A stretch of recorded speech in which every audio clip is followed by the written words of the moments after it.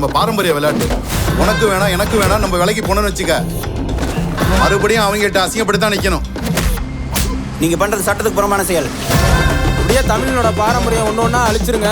அப்புறம் இப்படி ஒரு இனம் இருந்ததுக்கான அடையாளமே இல்லாமல் போயிடும். அதானே? அரசாங்கத்துக்கு நாங்க இல்ல, எங்களுக்காக தான் இந்த அரசாங்கமே.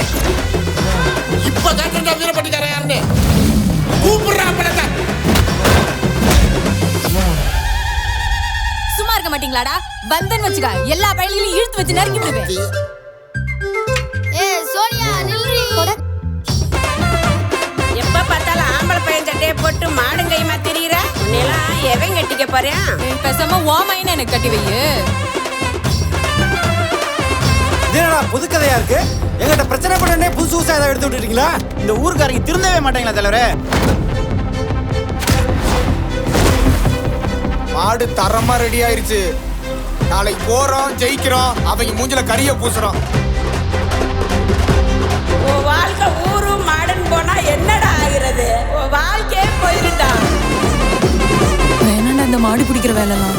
உன்ன மாதிரி சுத்திட்டு இருந்த எவனும் இப்போ உயிரோட இல்ல. எவன் எப்படி போனா நமக்கு என்ன? நம்ம வேடிக்கையை மட்டும் பார்ப்போம். வா.